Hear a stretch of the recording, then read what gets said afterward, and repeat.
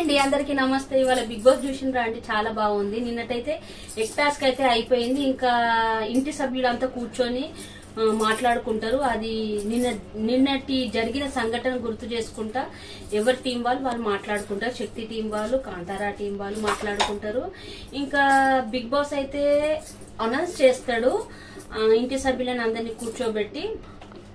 శక్తి team వాళ్ళకు, Kantara team వాళ్ళకి ఏం చెప్తారు. ఇప్పుడైతే మన కాంతారా టీం అయితే వాళ్ళ చీఫ్ అయితే ఓడిపోయిండు.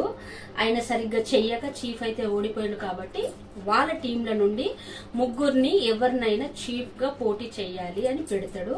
ఇంకోటి మన శక్తి టీం వాళ్ళ నుండి వాళ్ళకైతే గుడ్డు, రెడ్ది గుడ్డు వస్తుంది. అది ఎవరు తీసుకున్నారంటే మన నిఖిల్ తీస్తాడు. బిగ్ బాస్ ఏమంటాడు, అది నువ్వు ఎవరికి ఇచ్చి చీఫ్ లాగా, సెకండ్ చీఫ్ లాగా పెడతారు, నువ్వు డిసైడ్ చేసుకో అంటే ఇంకా వీళ్ళైతే ఆలోచిస్తారు. ఆలోచించినాక అభయ్ నోటికి వచ్చింది మాట్లాడిండు. మొన్న బిగ్ బాస్ ఇట్లా ఏదో అనౌన్స్ చేస్తే ఈయన ఏంది అంత అట్లా అట్లా అని మనకు కూడా అందరికీ తెలుసు.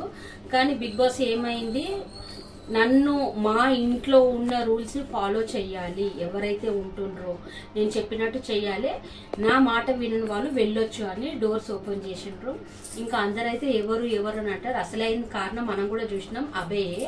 సోనియా వచ్చి కూడా అంటది, నువ్వు సారీ చెప్పంటే నేను ఏం చెయ్యలేను అని అంటాడు. చేసిందంతా అభయే. అసలు ఏం ఆడతలేడు, ఇష్టం వచ్చినట్టు మాట్లాడుతుండు. బిగ్ బాస్ అయితే అసలుకి కేర్ చేయకుండానే తిడుతుండు. ఇంకా అయితే తర్వాత బిగ్ బాస్ అయితే సారీ వీళ్ళైతే చెప్పిండ్రు, మా ఇంట్లో నా రూల్స్ ఫాలో కావాలి, అప్పుడైతేనే నేను డోర్స్ క్లోజ్ చేస్తా అంటే ఓకే అంటే డోర్స్ క్లోజ్ అయిపోయినాయి. తర్వాత ఇంకా డిసైడ్ చేసుకోవాలి కదా, ఏంది కాంతారా టీంలా అభయ్ అనుకుంటాడు ముగ్గురు అంటే మన మణికంఠని, ప్రేరణని, ఆదిత్య ఉండనన్నాడు, నబిల్ని ఉంటాడు, ముగ్గురిని వీళ్ళనైతే పెడతా అన్నాడు. ఇంకా మన నిఖిల్ టీంలోనైతే ఆయన ఆల్రెడీ డిసైడ్ ఎప్పుడో అవుతాడు, ఎవరికి సోనియాకే ఇస్తాను. పాపము మన ఎవరు సీత నిఖిల్ కి అడుగుతుంది, నన్ను పెట్టండి, నాకు ఇవ్వండి, నాకు ఒక ఛాన్స్ ఇవ్వండి అని అంటే నేను అన్నిట్లా మాట్లాడతా, గేమ్ కూడా బాగా ఆడతాని.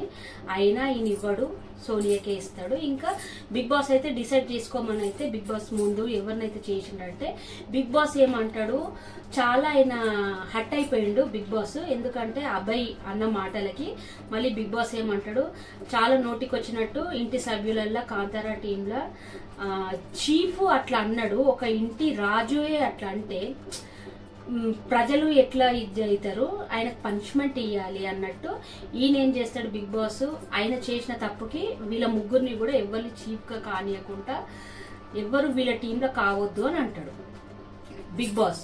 ఇంకా ఆయన చేసిన తప్పుకి వీళ్ళందరూ పనిష్మెంట్ తీసుకుంటారు. ఇంకా నిఖిల్ టీంలోనైతే ఆ గుడ్డు ఎవరికి ఇస్తారో, ఎవరిని పెడతారో అని అంటే సోనియాకి ఇచ్చి ఆ గుడ్డు ఇచ్చి చీఫ్ లాగా ఆయనతోని పోటీ చెయ్యాలి అన్నట్టు ఉంటది.